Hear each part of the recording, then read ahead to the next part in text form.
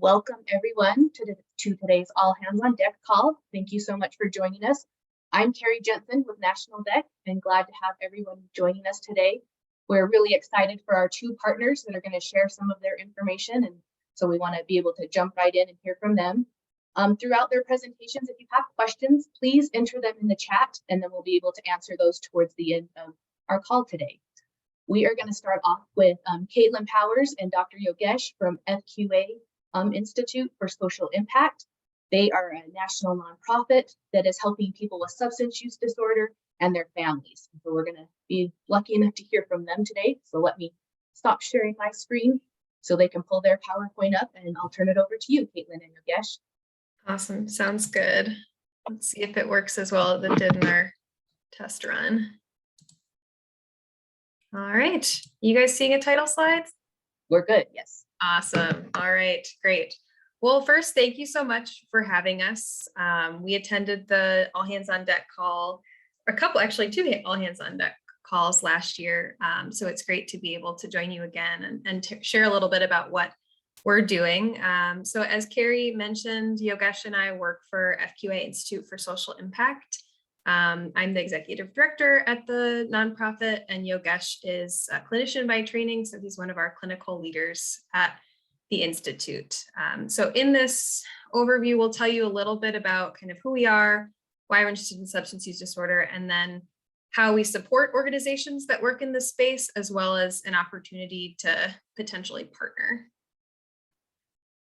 So first, like I mentioned, the name of our organization is FQA Institute for Social Impact, which is a nonprofit that we actually started from a for-profit that I was part of called FQA. And the focus of FQA Institute is really to leverage the skill set of FQA, which is a consulting firm, to offer services to addiction nonprofits and startups. So we're really looking to see how we can help addiction nonprofits and startups scale their solutions so that they can raise the impact that they have more broadly. And I'll tell you a little bit about our team before diving into kind of why we're specifically interested in substance use disorder and why we started the nonprofit. So a little bit of background on us. Our team is primarily based of people who have healthcare experience. Vijay, our founder, and also board chair of the nonprofit, has a strong background as an executive in health insurance, but he also has a personal connection to addiction. My personal experience is mostly in public health, have some payer and provider experience. We've got Yogesh, as I mentioned, who's a physician and has experience in med tech, and then Sanjana, who has a master's in public policy and has done some great nonprofit work. So small but mighty team. We just officially received our 501c3 status like 3 months ago. So definitely still new, but the FQA more broadly has been around for 4 years, and I've been with them for about 2 years. So we're really excited to take kind of the services that we offer to our consulting clients at FQA and bring them to addiction nonprofits and startups. And so in terms of our why, unfortunately, like probably many on the call, our why is really rooted in personal passion. Unfortunately, Vijay, our CEO, lost his wife to alcohol addiction and associated mental illness about 2 years ago. And as you can see, they have twin children. And their experience, like so many, was just so fraught with challenges with navigating the system. I know I mentioned before that Vijay's personal or his professional experience was mostly in health insurance. And actually his wife, Nisha, was a physician, a pediatrician. And so despite, having all of the understanding of both payer and provider side of things, they face really serious challenges with finding the right care for her and, at the right time and getting all those transitions right.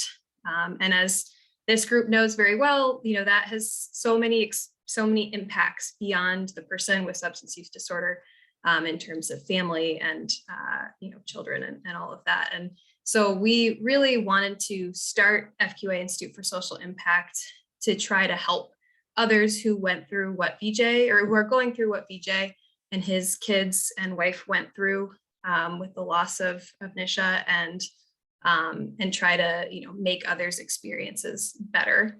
And I think everyone on this call is aware of all these stats, but we just like to share that we know that our experience is not unique. Although this started as a personal passion that VJ had, we spent a good bit of time doing research just to make sure we had a good lay of the land. And we know that, she's one of over 100,000 people who die from alcohol use disorder each year. And we know that the overdose rate is rising for opioid use disorder. We know that only 1 in 10 people get the care they need. And, as we always talk about on these calls, we know that these numbers are specific to people with substance use disorder, and there's so much more effect that is had on families and loved ones around that person.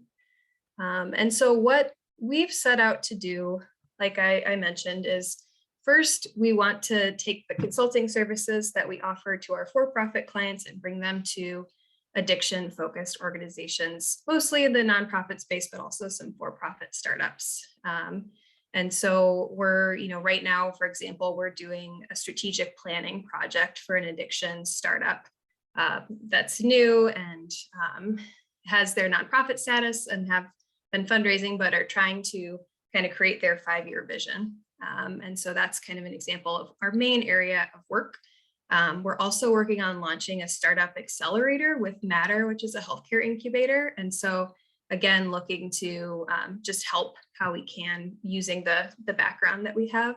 But another area that we're really interested in and that we want to spend the bulk of this conversation focused on is our collaboratives that we're working on. So here we're really trying to address the main gap that VJ and his family faced with care navigation.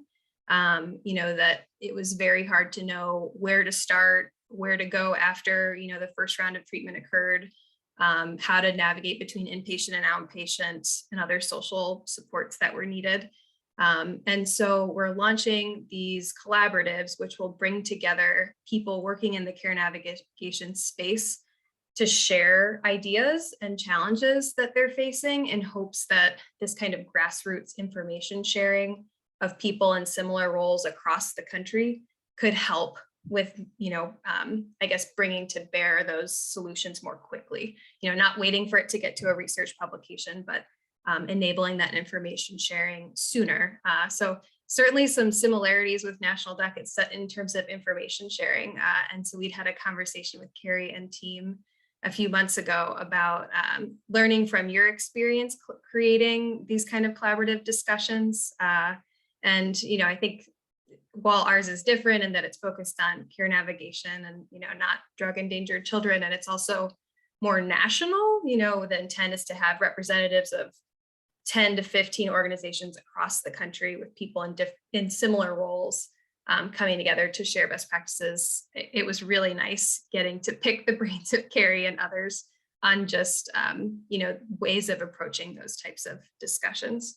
And then beyond consulting and collaboratives, we also are working on implementing a recovery-friendly workplace at employers. So we helped FQA become a recovery-friendly workplace. So basically an employer that's inclusive and welcoming of employees who are in recovery or who are going through treatment for substance use disorder, and others who are impacted by it through family members. And then we've also done some research in this space, which is available online. So before I hand it over to Yogesh, who's got just 2 more slides to talk about the collaboratives, I wanted to just pause and see if there are any questions. And I'm sorry, I can't actually see the chat while I'm sharing my screen. So let me know if there's anything there too. There hasn't been any questions in the chat yet, but if anyone has any questions, you're welcome to come off mic and ask Caitlin, or you can pop those in the chat and we can read those off to her too.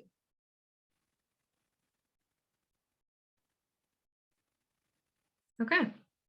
So I guess before I hand it to Yogesh, I did just want to mention that, like I said, we are doing strategic planning right now for an addiction nonprofit startup. And so while the main focus of, what we're going to talk about is the collaboratives, if anyone's looking for those types of services, we'd be happy to have a conversation and we can put our contact info in the chat.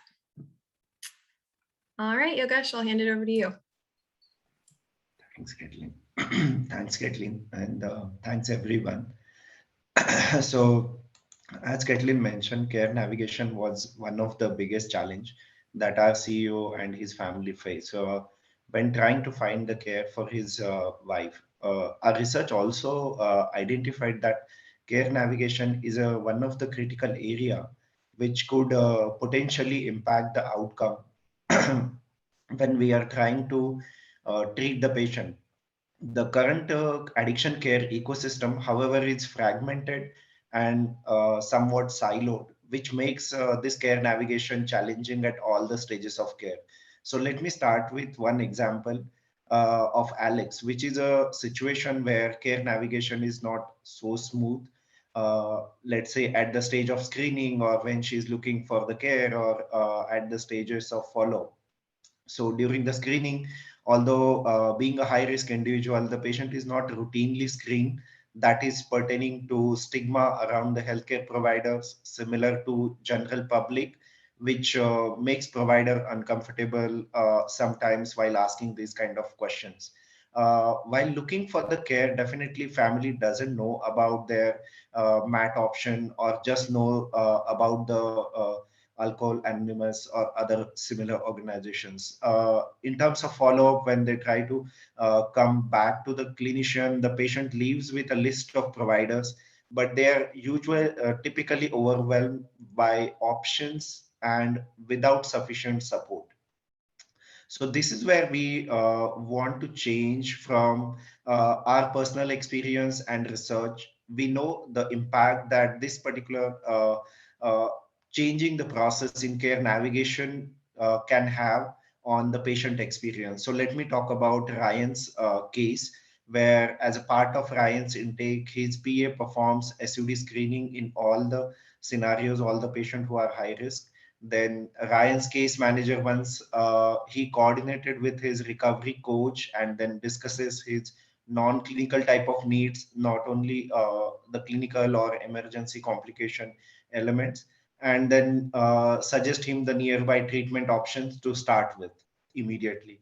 When he comes to the follow-up stage, then during Ryan's time at the hospital, a peer coach meets him. They exchange the numbers for future visits, and then a social worker actually assigned them a discharge sets this particular MOUD appointment for him after few weeks. So what is currently happening is these efforts are limited to specific system, and they have not achieved a broader success, maybe due to the communication infrastructure and information dissemination barriers.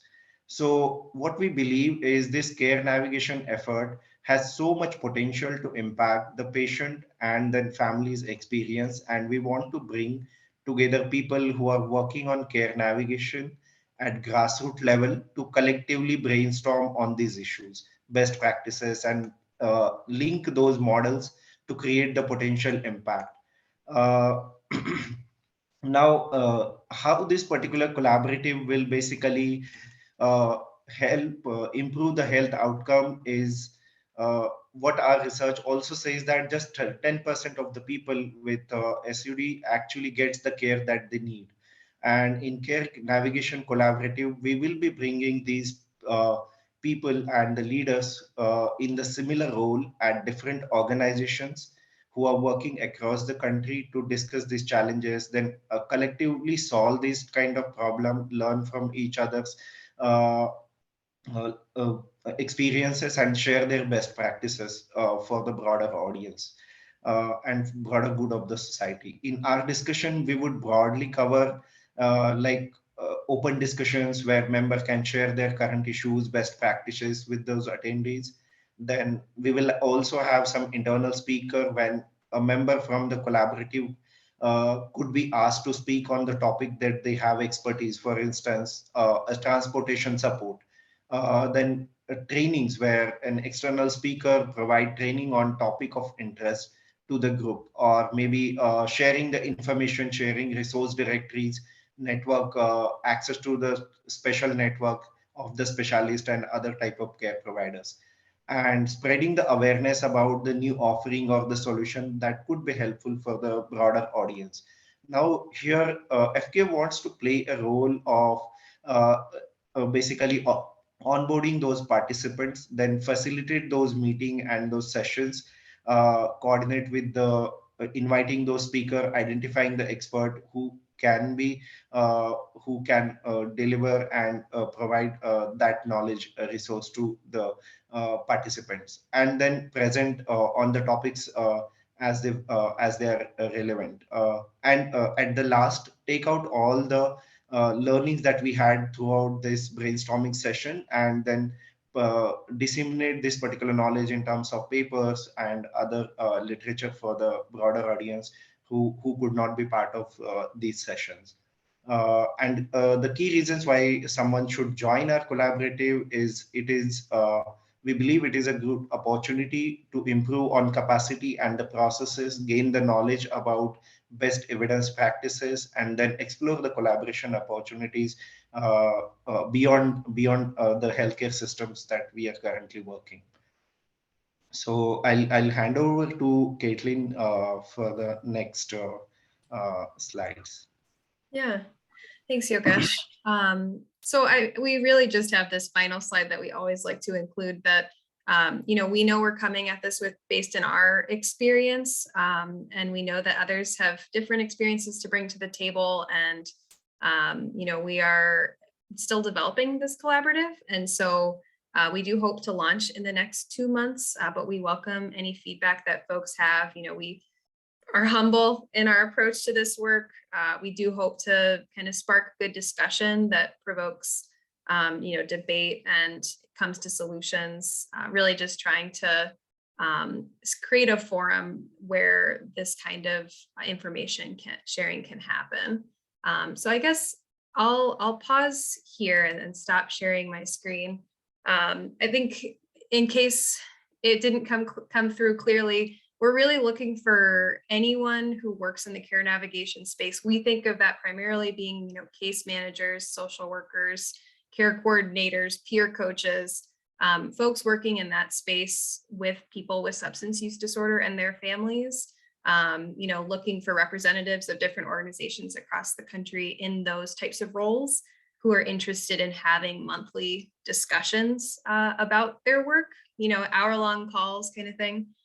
Where folks can share what's going well, what challenges they're facing, so that then, if Brooke is coming from RiverValley and she's having issues getting patients access to transportation to get to services, and Jerry has a great innovative program, that information can be shared quickly in a session as opposed to waiting until Jerry has published his results from his program. So really trying to get that grassroots information sharing happening more quickly and fluidly amongst people who are experts in doing it in the day-to-day.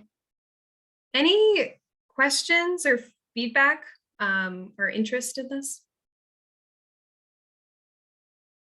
Maybe while everyone's thinking, I'll just fill a little space so you can think of your questions to be able to ask.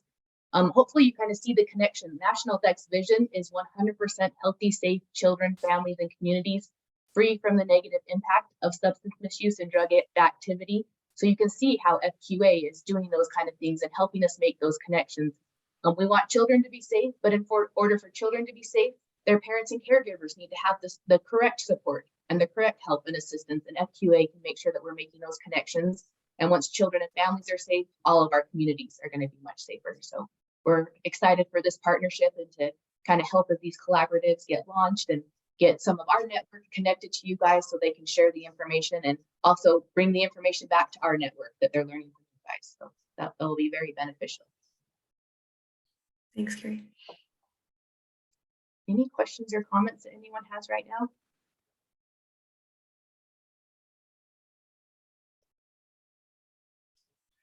All right. Well, we'll post our contact info in the chat, but thank you for the time. Appreciate it. Thank you both so much. I think Caitlin and Yogesh are going to hang on through the rest of the call. So if you think of questions throughout, then they'll be available here later. Yogesh, did you have something else? No, I just wanted to say thanks, and we will be here to take away if there are any further questions. Yeah. Perfect. Thank you so much. All right. I am now excited to introduce Brooke Arnold with RiverValley Behavioral Health out of Kentucky.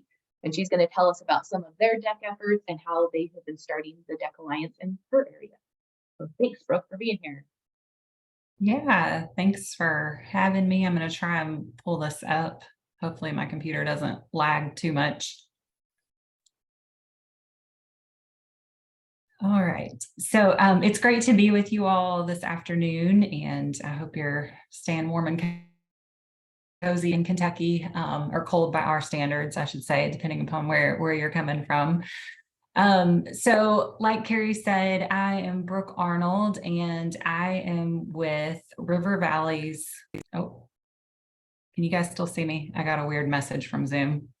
Yes, that it's everything. Okay, all right. I just want to make sure. Hopefully I don't get kicked off of here. I am with RiverValley's Regional Prevention Center, and I wanted to share with you about who we are, what we do, and what has led us to starting a DEC initiative here in Kentucky. RiverValley Behavioral Health, we are a community mental health center in the northwestern part of Kentucky.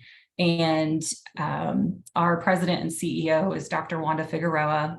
She's been with our company about 5 years and is very visionary and has tons of big plans for the reach. We cover a 7-county territory. And then our department falls under outpatient services with Dr. Deborah Bradford. And so the Regional Prevention Center, there's 7 of us on our team. I serve as the director. We also have a youth empowerment specialist who focuses on working not only with youth, but those who serve youth, particularly at the middle school and high school level, trying to equip and empower those folks to just build their capacity to serve youth in a proactive way, to increase those protective factors, implement programming that can focus on substance misuse prevention. We also have a collaboration specialist, and she focuses a lot on training and technical assistance with anybody in the community. We work a lot with law enforcement, judicial, schools, large systems to increase their capacity for substance misuse prevention. We also have a unique program called Kentucky Moms Matter. It's a statewide program, and there's one housed at each of the community mental health centers. And we have two staff members who work on that project. We have a program coordinator and then also a case manager. And they focus on working with moms who are pregnant or 60 days postpartum, and trying to provide them support and wraparound services so that they can have a healthy pregnancy and hopefully deliver a baby free of substances. But then also just give them access to any sort of resources that they might need to decrease any risk that they might be facing, whether that be homelessness, domestic violence, substance misuse, things like that. We recently added a prevention program assistant who is super helpful and does a little bit of everything with all of us. And then we also have a zero tolerance coordinator who she works PRN, but she does PRI program classes with those who have received DUI charges under the age of 21 as a way to increase their awareness and hopefully get them back on the right path so that they don't make that kind of choice again in the future. In regards to, again, the location of where we are here in Kentucky, all of the community mental health centers across the state have a regional prevention center housed within there. And so we, again, are in the Northwest territory of Kentucky. So where the number 3 is, those are the 7 counties that we serve. Our largest or most urban population is here where our headquarters are, which is in Owensboro, Kentucky. If you know where Evansville, Indiana is, we are about 45 minutes southeast of there. The other 6 counties that we serve are pretty rural. The next biggest county would be Henderson, which is just directly south of Evansville. So we have a lot of rural communities that we are in, which has been a really big change for me because I'm not originally from here. I'm originally from Louisville, Kentucky, which is the largest city in the state, and came from working in a very urban population. So there was definitely a little bit of culture shift for me, for sure. But our communities are amazing. We have wonderful coalitions and a lot of great people who are doing a lot of great work. And so from a regional perspective, we're trying to make sure that we are supporting their efforts and doing the things that each county wants to do, but also trying to keep an eye on having a regional lens, so that, because we know people don't only stay in their county. They might live in one and work in another, and we cross county lines all the time, and we have families and friends that live in other counties. And so really trying to have a coordinated approach across our region to make a positive impact is one of our main goals. So what we do a little bit of everything in prevention. It's sometimes hard to describe prevention succinctly.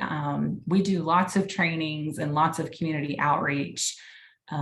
We may do alcohol awareness presentations, like that picture that you see there with, there's 4 different college campuses right here in our community. And so just past fall, they asked us to come and talk about alcohol awareness. We've done, our agency, RiverValley, does a youth mental health art contest each year, where we encourage youth to be kind to their mind and submit art drawings and projects that communicate how they can be kind to their mind to take care of their mental health. We often participate in Red Ribbon Week. I can never say that right. Red Ribbon Week activities and supporting schools and the efforts that they're doing. We are also we do lots of Narcan trainings and opioid overdose trainings as well.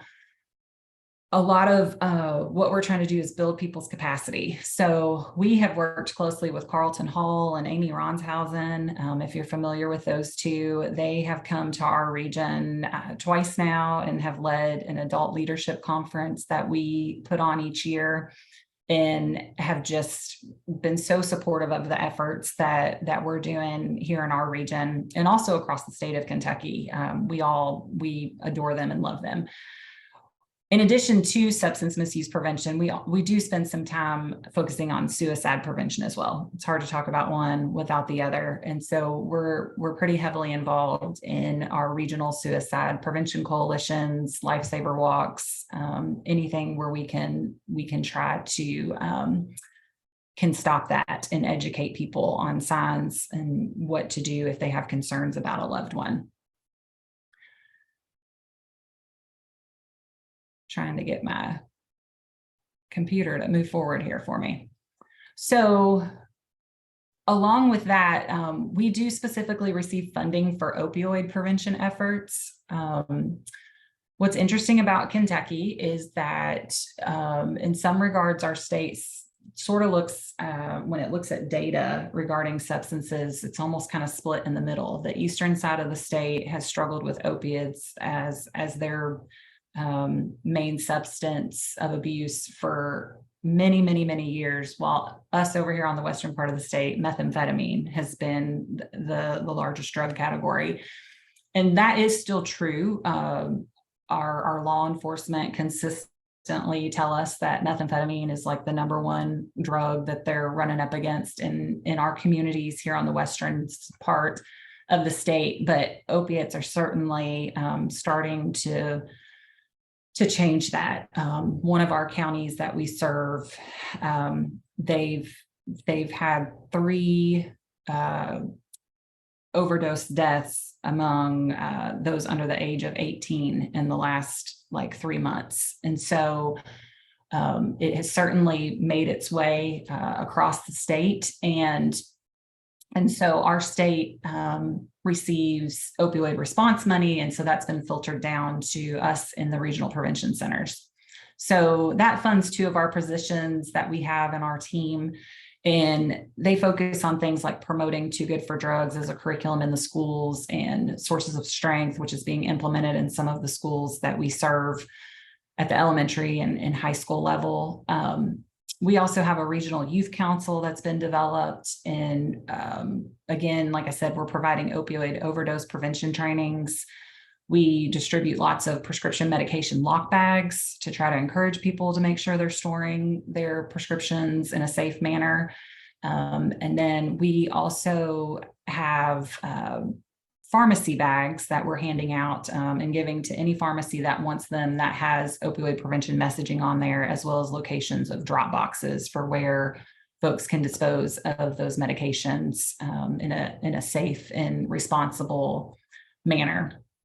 And so that work it's going to be here for a while, unfortunately, that we're going to have to focus on that and continue to focus on that. But there has been a really big uptick in a request for opioid prevention trainings and stuff. So I take that as a good sign that more people are becoming aware of the need for that.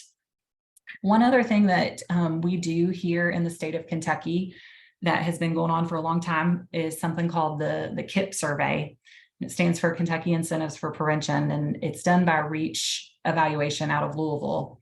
And it's a survey that is administered to 6th, 8th, 10th, and 12th graders across the state of Kentucky.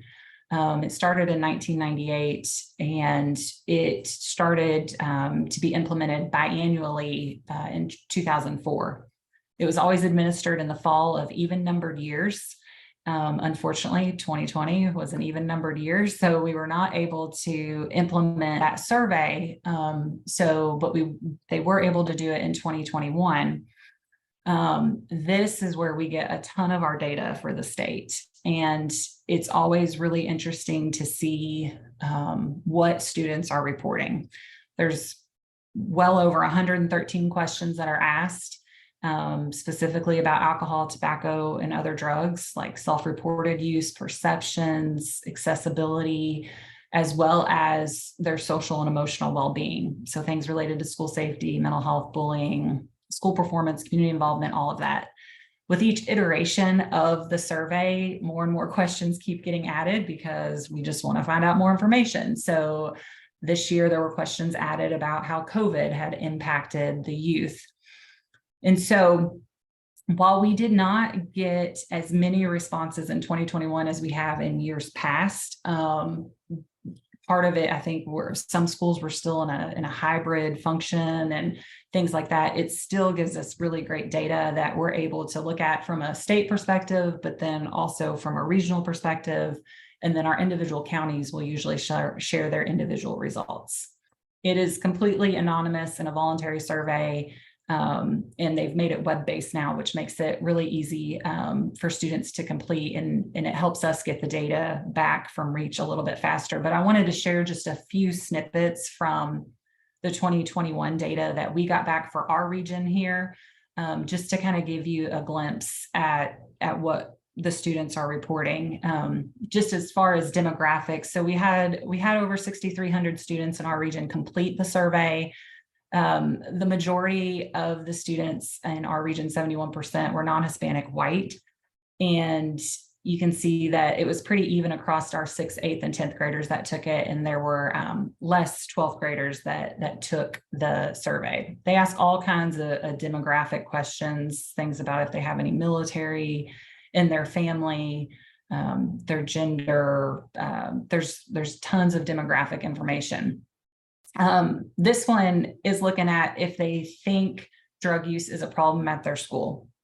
And so the red bar is for our region, who said yes, and then the green bar is compared to the state.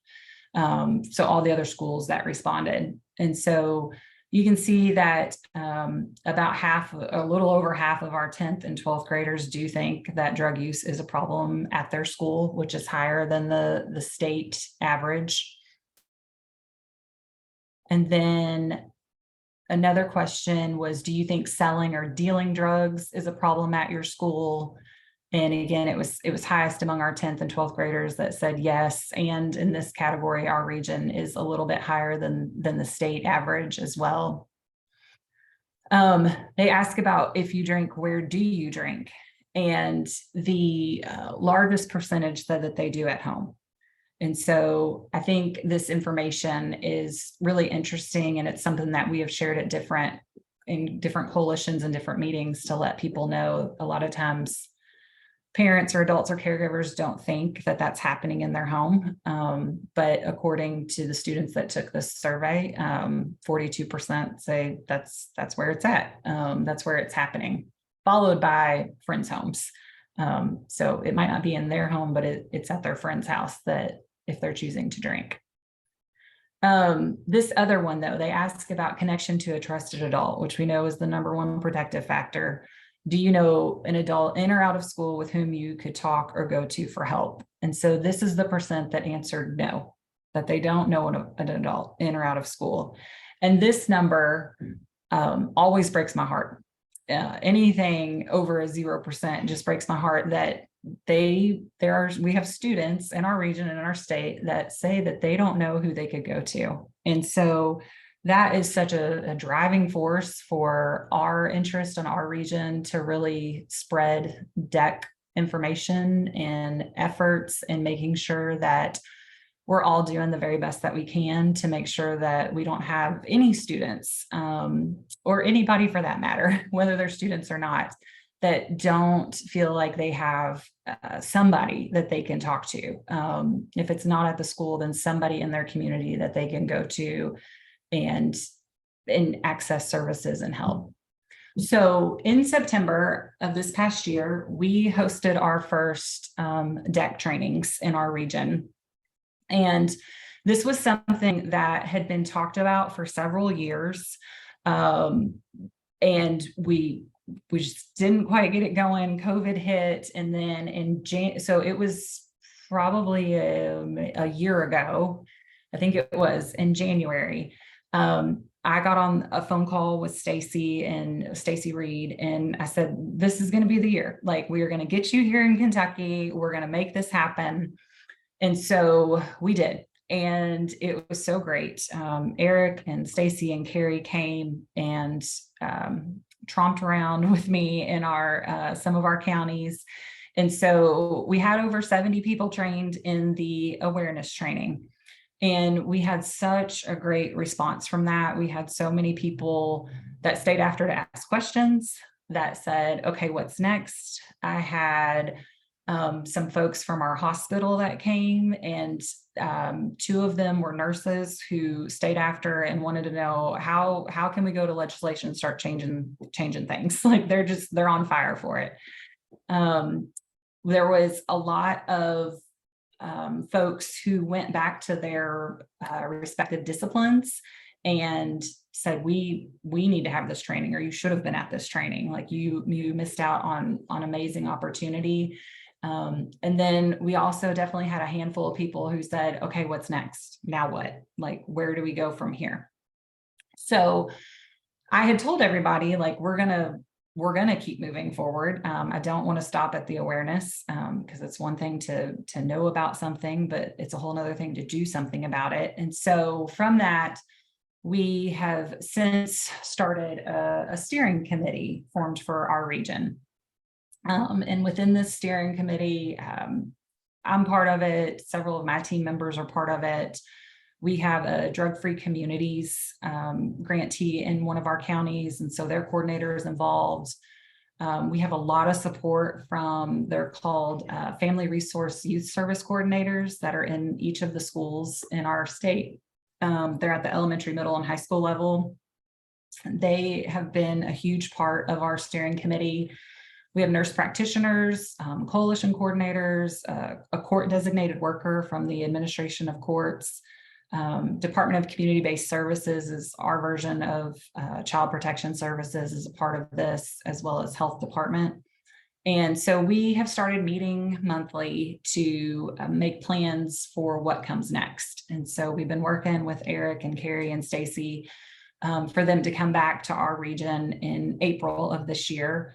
I wanted to pick April because it's Prevent Child Abuse Awareness Month, and I didn't want it to go a whole nother year before they came back. I wanted to strike them while the iron's hot, so to speak. So we're going to, they'll be with us for 3 days this time around. And so I'm really excited because one of the awareness trainings that they're going to be providing is going to be specific to medical providers at our hospital here. It's our regional hospital that serves all the 7 counties that we serve, but they have actually 17 county territory that they serve. So I'm really excited for them to get that information. Also, another one that they will specifically be training, a group that they're specifically going to be training in the awareness training, is the Family Resource Youth Service coordinators. One of them went back to their regional supervisor and said, we all need this training. Everybody needs this training in our schools. And so there's about 90 to 100 of them that are going to receive this training because their regional supervisor said, yeah, let's do it. So that will cover 10 different counties of school personnel that are going to get this training. And then we're also going to offer the approach training for those who have already done awareness. And our goal is to get folks trained in approach so that way we can start the process of having our own trainers here for sustainability purposes, but to be able to really go into any of our communities at any point in time and offer that awareness training. We just have a lot of people on the steering committee that have just really rallied around it. Another thing I want to add is that I also got to talk with Tabitha Curtis in Tennessee, and she was just a wealth of information and gave me all kinds of ideas and was so supportive in explaining how they're working. And they're just to the south of us, our neighbors in Tennessee. And so that was just really helpful. We do not have a DEC alliance anywhere in the state of Kentucky. And so I'm really hoping that through our region, our other regions around the state will pick up on this as well. So that way these efforts and all of this information can expand beyond just our 7 counties. And then we'll also have our first in-person DEC Alliance meeting in April and be able to utilize and lean into the experts while they're here to let us know, what we need to be doing, if we're on the right track, any adjustments that we need to make. But I want to close by saying, when Terry and Eric and Stacy asked me if I'd be willing to share, I said, I don't know why you're asking me. I'm the newbie. I should be asking everybody on this call what to do and how to do it. And so I am totally open to any suggestions, feedback, experience, bits of wisdom, because we're just flying by the seat of our pants over here trying to do this. But we know that there's a need. And we know that if we don't go upstream, which is what prevention is all about, that there's going to continue to be children that are missed. And we just want to do all that we can to create generational changes for health and help people feel more connected and to be able to live and experience life without any disruptions from substance misuse. So if anybody has any questions, I'm open to them, or feedback, I'm certainly open to that too, but I really appreciate the time and the offer to share what we're doing here. Thank you so much, Brooke. And everyone, don't let her kid you by any means. She knows what she's doing and she's taking the bull by the horns, and they are doing great things there. She'll call and ask us questions and stuff like that. And she's like, I think I should do this. And we're like, yeah, you know what you're doing. Like, it's a sounding board for her. She knows what she's doing, and they're doing great work there. We're glad to ride along on the coattails there with that, help support them. Thanks, Carrie. Well, thank you everyone for sharing all that information today. Any questions from anyone? Again, you're welcome to come off mute to ask your question or put it in the chat. I haven't seen anything in the chat come through so far. I know I'm glad to have partnerships with both of these groups for different reasons that help support us on different levels, which then in turn allows us to turn around and help support all of you in different ways. So we're always glad for more partnerships and building those stronger. So thank you all for being here today and supporting us that way, and then also for all of you for attending to hear more about all of this. Is there's not any questions, I want to give you time to type it in if you're thinking of it, but I don't want to keep people longer than is necessary. I might ask, Caitlin, will you pop your email in the chat again? And Brooke, would you do the same? So the people have that right there, fresh for them. We'll get that information in there so you can reach out to them. You're always welcome to come to any of us staff if you have questions for them, and we can connect you back to them as well if you think of anything. All right, I'm not seeing anything else. I just want to thank everyone again for attending today, and hopefully we will see you at our DEC awareness or all hands on deck call on DEC Awareness Day in April, if I could say all of that correctly. So thanks very much. See you guys later. Thank you. Bye.